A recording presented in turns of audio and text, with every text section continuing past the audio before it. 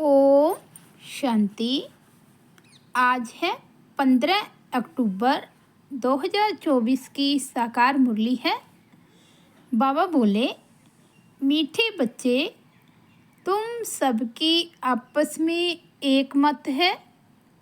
तुम अपने को आत्मा समझ एक बाप को याद करते हो तो सब भूत भाग जाते हैं। आज का प्रश्न है, पद्मा पदम भाग्यशाली बनने का मुख्य आधार क्या है? उत्तर है, जो बाबा सुनाते हैं उस एक एक बात को धारण करने वाले ही पद्मा पदम भाग्यशाली बनते हैं। जज करो, बाबा क्या कहते हैं और रावण संप्रदाय वाले क्या कहते हैं।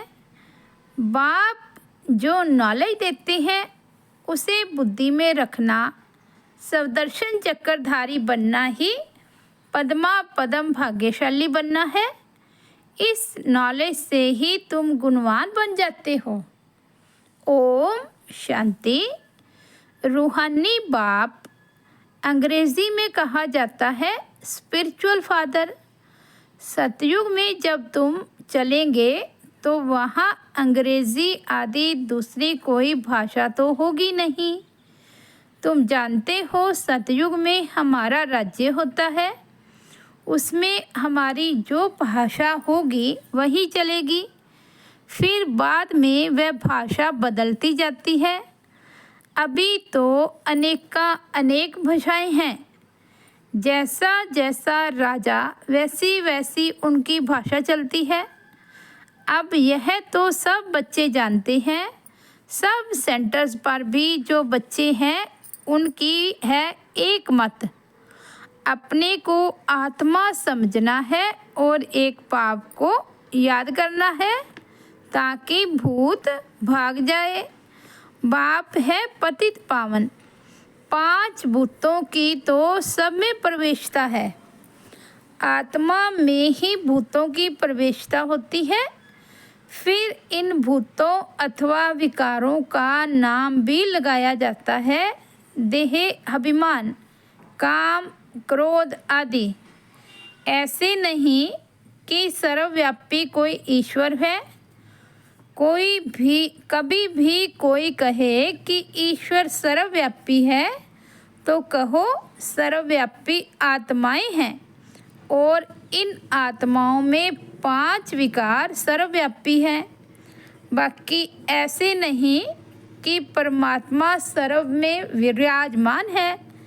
परमात्मा में फिर 5 भूतों की प्रवेशता कैसे होगी? एक एक बात को अच्छी रीति धारण करने से तुम पद्मा पदम भाग्यशाली बनते हो। दुनिया वाले रावण संप्रदाय क्या कहते हैं और राम क्या कहते हैं? अब जज करो। हर एक के शरीर में आत्मा है। उस आत्मा में 5 विकार प्रवेश है। शरीर में नहीं, आत्मा में 5 विकार अथवा भूत प्रवेश होते हैं। सतयुग में यह 5 भूत नहीं है। नाम ही है डीटी वर्ड। ये है डेविल वर्ड। डेविल कहा जाता है असुर को। कितना दिन और रात का फर्क है। अभी तुम चेंज होते हो। वहाँ तुम्हारे में कोई भी विकार, कोई अवगुण नहीं रहता। तुम्हारे में संपूर्ण गुण होते हैं। तुम 16 कला संपूर्ण बनते हो। पहले थे फिर नीचे उतरते हो। यह चक्कर का भी अभी मालूम पड़ा है। 84 का चक्कर कैसे फिरता है। हम आत्माओं को सबका दर्शन हुआ है, अर्थात इस चक्कर का नॉलेज हुआ है। उठते बैठते चलते तुमको यह नॉलेज बुद्धि में रखना है। बाप नॉलेज पढ़ाते हैं। यह रूहानी नॉलेज बाप भारत में ही आकर देते हैं। कहते हैं ना, हमारा भारत वास्तव में हिंदुस्तान कहना तो रॉन्ग है। तुम जानते हो, भारत जब स्वर्ग था तो सिर्फ हमारा ही राज्य था और कोई धर्म नहीं था। न्यू वर्ड थी, नई दिल्ली कहते हैं ना। दिल्ली का नाम असल दिल्ली नहीं था, परिस्थान कहते थे। अभी तो नई दिल्ली और पुरानी दिल्ली कहते हैं, फिर न पुरानी न नई दिल्ली होगी, परिस्थान कहा जाएगा। दिल्ली को कैपिटल कहते हैं। इन लक्ष्मी नारायण का राज्य होगा और कुछ भी नहीं होगा, हमारा ही राज्य होगा। अभी तो राज्य नहीं है, इसलिए सिर्फ कहते हैं हमारा भारत देश है। रजाएं तो है नहीं। तुम बच्चों की बुद्धि में सारा ज्ञान चक्कर लगाता है। बराबर पहले पहले इस विश्व में देवी देवताओं का राज्य था और कोई राज्य नहीं था। जमुना का किनारा था, उसको परिस्थान कहा जाता था। देवताओं की कैपिटल दिल्ली ही रही है, तो सभी को कशिश होती है। सबसे बड़ी भी है, एकदम सेंटर में है। मीठे मीठे बच्चे जानते हैं, पाप तो जरूर हुए हैं, पाप आत्मा बन गए हैं। सतयुग में होते हैं पुण्य आत्माएं, बाप ही आकर पावन बनाते हैं, जिसकी तुम शिव जयंती भी मनाते हो।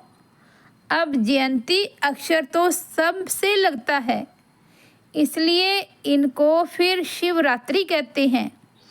रात्रि का अर्थ तो तुम्हारे सिवाय और कोई समझ ना सके। अच्छे अच्छे विद्वान आदि कोई भी नहीं जानते कि शिवरात्रि क्या है, तो मनावे क्या। बाप ने समझाया है शिवरात्रि का अर्थ क्या है। यह जो 5000 वर्ष का चक्र है, उसमें सुख और दुख का खेल है। सुख को कहा जाता है दिन, दुख को कहा जाता है रात। तो दिन और रात के बीच में आता है संगम। आधा कल्प है सोजरा, आधा कल्प है अंधियारा। भक्ति में तो बहुत तीक तीक चलती है। यहाँ है सेकंड की बात, बिल्कुल इजी है, सहज योग। तुमको पहले जाना है मुक्ति धाम, फिर तुम जीवन मुक्ति और जीवन बंद में कितना समय रहे हो, यह तो तुम बच्चों को याद है, फिर भी घड़ी घड़ी भूल जाते हो। बाप समझाते हैं योग अक्षर है ठीक, परंतु उन्हों का है जिस्मानी योग। यह है आत्माओं का परमात्मा के साथ योग। सन्यासी लोग अनेक प्रकार के हठ योग आदि सिखाते हैं, तो मनुष्य मूझते हैं। तुम बच्चों का बाप भी है तो टीचर भी है, तो उनसे योग लगाना पड़े ना। टीचर से पढ़ना होता है। बच्चा जन्म लेता है तो पहले बाप से योग होता है, फिर 5000 वर्ष के बाद टीचर से योग लगाना पड़ता है, फिर वानप्रस्थ अवस्था में गुरु से योग लगाना पड़ता है। 3 मुख्य याद रहते हैं, यह तो अलग अलग होते हैं। यहाँ यह एक ही बार बाप आकर बाप भी बनते हैं, टीचर भी बनते हैं। वंडरफुल है ना। ऐसे बाप को तो ज़रूर याद करना चाहिए। जन्म जन्मांतर 3 को अलग अलग याद करते आए हो। सतयुग में भी बाप से योग होता है, फिर टीचर से होता है। पढ़ने तो जाते हैं ना, बाकी गुरु की वहाँ दरकार नहीं रहती, क्योंकि सब सदगति में है। ये सब बातें याद करने में क्या तकलीफ़ है, बिल्कुल सहज है। इनको कहा जाता है सहज योग, परंतु यह है अनकॉमन।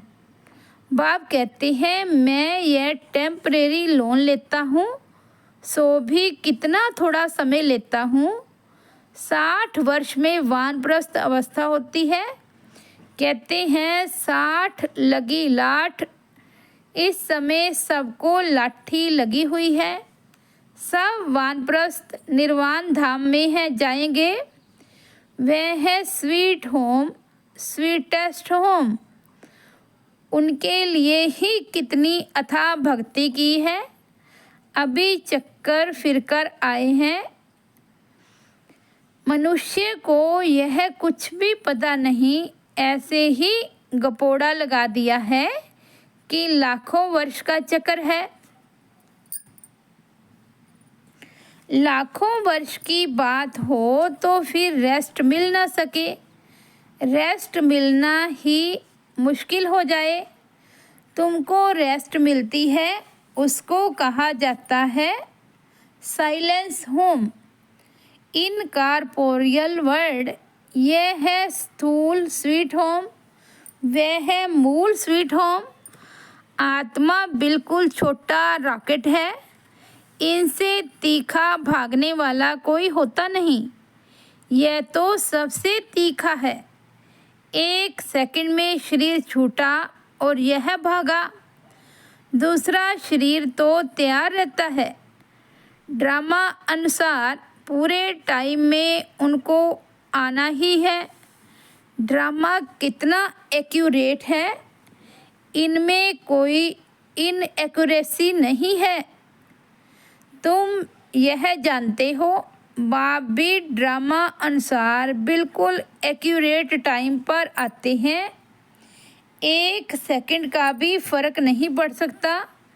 मालूम कैसे पड़ता है कि इनमें बाप भगवान है। जब नॉलेज देते हैं, बच्चों को बैठ समझाते हैं, शिवरात्रि भी मनाते हैं ना। मैं शिव कब कैसे आता हूँ ये तुमको तो पता नहीं।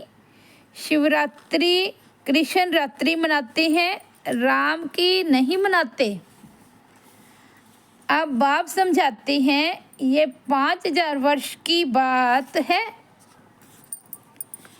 बाबा कहते शिवरात्रि कृष्ण रात्रि मनाते, राम की नहीं मनाते, क्योंकि फर्क पड़ गया ना। शिवरात्रि के साथ श्री कृष्ण की भी रात्रि मना लेते हैं, परंतु जानते कुछ भी नहीं। यहाँ है ही आसुरी रावण राज्य। यह समझने की बातें हैं। यह तो है बाबा, बूढ़े को बाबा कहेंगे, छोटे बच्चे को बाबा थोड़े ही कहेंगे। कोई कोई लव से भी बच्चे को बाबा कह देते हैं, तो उन्होंने भी श्री कृष्ण को लव से कह दिया है। बाबा तो तब कहा जाता है जब बड़े हो और फिर बच्चे पैदा करते हैं। बाबा तो तब कहा जाता है जब बड़े हों और फिर बच्चे पैदा करते हों। श्री कृष्ण खुद ही प्रिंस है, उनको बच्चे कहाँ से आए? बाप कहते ही हैं मैं बुजुर्ग के तन में आता हूँ। शास्त्रों में भी है, परंतु शास्त्रों की सब बातें एक्यूरेट नहीं होती। कोई कोई बात ठीक है। ब्रह्मा की आयु माना प्रजापिता ब्रह्मा की आयु कहेंगे, वह तो जरूर इस समय होगा। ब्रह्मा की आयु मृत्यु लोक में खत्म होगी। यह कोई अमर लोक नहीं है। इनको कहा जाता है पुरुषोत्तम संगम युग। ये सिवाय तुम बच्चों के और कोई की बुद्धि में नहीं हो सकता। बाप बैठ बताते हैं मीठे मीठे बच्चों, तुम अपने जन्मों को नहीं जानते हो। हम बतलाते हैं कि तुम 84 जन्म लेते हो। कैसे? तो यह भी तुमको पता पड़ गया है। हरेक युग की आयु 1250 वर्ष है और इतने इतने जन्म लिए हैं। 84 जन्मों का हिसाब है ना, 84 लाख का तो हिसाब हो ना सके। इनको कहा जाता है 84 का चक्र। 84 लाख की तो बात ही याद न आए। यहाँ कितने अपार दुख हैं। कैसे दुख देने वाले बच्चे पैदा होते रहते हैं। इसको कहा जाता है घोर नरक। बिल्कुल छी दुनिया है। तुम बच्चे जानते हो, अभी हम नई दुनिया में जाने के लिए तैयारी कर रहे हैं। पाप कट जाएं तो हम पुण्य आत्मा बन जाएं। अभी कोई पाप नहीं करना है। 1-2 पर काम कटारी चलाना ये आधि मध्य अंत का दुख देना है। अभी यह रावण राज्य पूरा होता है। अभी है कलयुग का अंत। यह महाभारी लड़ाई है अंतिम। फिर कोई लड़ाई आदि होगी ही नहीं। वहाँ कोई भी यज्ञ रचे नहीं जाते। जब यज्ञ रचते हैं तो उसमें हवन करते हैं। बाप ने भी यह जो यज्ञ रचा है, इसमें बच्चे अपनी पुरानी सामग्री सब स्वाहा कर देते हैं। अब बाप ने समझाया है, यह है रुद्र ज्ञान यज्ञ। रुद्र शिव को कहा जाता है। रुद्र माला कहते हैं ना। नरवृत्ति मार्ग वालों को प्रवृत्ति मार्ग की रस्म रिवाज का कुछ भी पता नहीं है। वे तो घर बार छोड़ जंगल में चले जाते हैं। नाम ही पड़ा है सन्यास। किसका सन्यास? घर बार का। खाली हाथ निकलते हैं। पहले तो गुरु लोग बहुत परीक्षा लेते हैं, काम कराते हैं। पहले भिक्षा में सिर्फ आटा लेते थे, रसोई नहीं लेते थे। उन्हों को जंगल में ही रहना है, वहाँ कंद मूल फल मिलते हैं। यह भी गायन है। जब सतो प्रधान सन्यासी होते हैं तब यह खाते हैं। अभी तो बात मत पूछो क्या क्या करते रहते हैं। इनका नाम ही है विशेष वर्ड। वह है वॉइसलेस वर्ड। तो अपने को विशेष समझना चाहिए ना। बाप कहते हैं सतयुग को कहा जाता है शिवालय, वॉइसलेस वर्ड। यहाँ तो सब है पतित मनुष्य, इसलिए देवी देवताओं के बदले नाम ही हिंदू रख दिया है। बाप तो सब बातें समझाते रहते हैं। तुम असल में हो ही बेहद बाप के बच्चे। वह तो तुम्हें 21 जन्मों का वर्षा देते हैं। तो बाप मीठे मीठे बच्चों को समझाते हैं, जन्म जन्मांतर के पाप तुम्हारे सिर पर हैं। पापों से मुक्त होने के लिए तुम बुलाते हो। साधु संत आदि सब पुकारते हैं, हे पतित पावन आओ। अर्थ कुछ नहीं समझते, ऐसे ही गाते रहते हैं, ताली बजाते रहते हैं। उनसे कोई पूछे परमात्मा से योग कैसे लगावें, उनसे कैसे मिले, तो कह देंगे वह तो सर्वव्यापी है। क्या यही रास्ता बताते हैं? कह देते वेद शास्त्र पढ़ने से भगवान मिलेगा। परंतु बाप कहते हैं मैं हर 5000 वर्ष के बाद ड्रामा के प्लान अनुसार आता हूँ। यह ड्रामा का राज सिवाय बाप के और कोई नहीं जानते। लाखों वर्ष का ड्रामा तो हो नहीं सकता। अब बाप समझाते हैं ये 5000 वर्ष की बात है।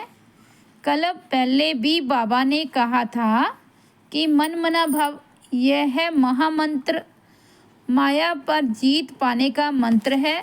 बाप ही बैठ अर्थ समझाते हैं, दूसरा कोई अर्थ नहीं समझाते।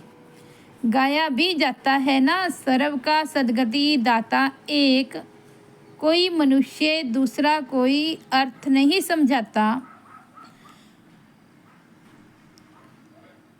कोई मनुष्य तो हो नहीं सकता। देवताओं की ही भी बात नहीं है, वहाँ तो सुख ही सुख है। वहाँ कोई भक्ति नहीं करते। भक्ति की जाती है भगवान से मिलने के लिए। सतयुग में भक्ति होती नहीं, क्योंकि 21 जन्मों का वर्षा मिला हुआ है। तब गाया भी जाता है, दुख में सिमरन सब करे। यहाँ तो अथाह दुख है, घड़ी घड़ी कहते हैं भगवान रहम करो। यह कलयुगी दुखी दुनिया सदैव नहीं रहती। सतयुग त्रेता पास्ट हो गए हैं, फिर होंगे। लाखों वर्ष की तो बात भी कोई नहीं कह सकते। अब बाप तो सारी नॉलेज देते हैं, अपना परिचय भी देते हैं और रचना के आदि मध्य अंत का राज भी समझाते हैं। 5000 वर्ष की बात है। तुम बच्चों को ध्यान में आ गया है। अभी तो पराये राज्य में हो, तुमको अपना राज्य था। यहाँ तो लड़ाई से अपना राज्य लेते हैं, हथियारों से मारामारी से अपना राज्य लेते हैं। तुम बच्चे तो योग बल से अपना राज्य स्थापन कर रहे हो। तुम्हें सतो प्रधान दुनिया चाहिए। पुरानी दुनिया खत्म हो, नई दुनिया बनती है। इसको कहा जाता है कलयुग पुरानी दुनिया, सतयुग है नई दुनिया। यह भी किसको पता नहीं है। सन्यासी कह देते यह आपकी कल्पना है। यहाँ ही सतयुग है, यहाँ ही कलयुग है। अब बाप अर्थ समझाते हैं, एक भी ऐसा नहीं है जो बाप को जानते हो। अगर कोई जानता होता तो परिचय देता। सतयुग त्रेता क्या चीज़ है, किसको समझ में थोड़े ही आता है। तुम बच्चों को अब बाप अच्छी रीति समझाते रहते हैं। बाप ही सब कुछ जानते हैं, जानी जाननहार अर्थात नॉलेजफुल है। मनुष्य सृष्टि का बीज रूप है, ज्ञान का सागर, सुख का सागर है। उनसे ही हमको वर्षा मिलना है। बाप नॉलेज में आप समान बनाते हैं।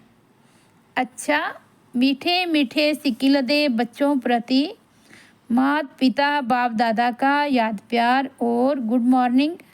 रूहानी बाप की रूहानी बच्चों को नमस्ते। हम रूहानी बच्चों की रूहानी बाप दादा को याद प्यार, गुड मॉर्निंग और नमस्ते। धारणा के लिए मुख्य सार फर्स्ट पॉइंट है, यह पापों से मुक्त होने का समय है, इसलिए अभी कोई पाप नहीं करना है। पुरानी सब सामग्री इस रुद्र यज्ञ में स्वाहा करनी है। सेकंड पॉइंट है, अभी वानप्रस्थ अवस्था है, इसलिए बाप टीचर के साथ साथ सतगुरु को भी याद करना है। स्वीट होम में जाने के लिए आत्मा को सतो प्रधान पावन बनाना है। आज का वरदान है, अपनी सूक्ष्म कमजोरियों को चिंतन करके परिवर्तन करने वाले सब चिंतक भव। अपनी सूक्ष्म कमजोरियों को चिंतन करके परिवर्तन करने वाले सब चिंतक भव। सिर्फ ज्ञान की पॉइंट्स रिपीट करना, सुनना और सुनाना ही सब चिंतन नहीं है, लेकिन सब चिंतन अर्थात अपनी सूक्ष्म कमजोरियों को, अपनी छोटी छोटी गलतियों को चिंतन करके मिटाना, परिवर्तन करना, यही है सब चिंतक बनना। ज्ञान का मनन तो सभी बच्चे बहुत अच्छा करते हैं, लेकिन ज्ञान को स्वयं के प्रति यूज़ कर धारणा स्वरूप बनना, स्वयं को परिवर्तन करना, इसकी ही मार्क्स फाइनल रिजल्ट में मिलती है। स्लोगन है, हर समय कर्ण करावन हार बाबा याद रहे तो मैं पन का अभिमान नहीं आ सकता। हर समय कर्ण करावन हार बाबा याद रहे तो मैं पन का अभिमान नहीं आ सकता। अच्छा, ओम शांति। तो ये थे 15 अक्टूबर 2024 के बाबा के अनमोल महावाक्य। मुरली की हेडलाइन है, मीठे बच्चे तुम सबकी आपस में एक मत है। तुम अपने को आत्मा समझ एक बाप को याद करते हो तो सब भूत भाग जाते हैं। ओम शांति।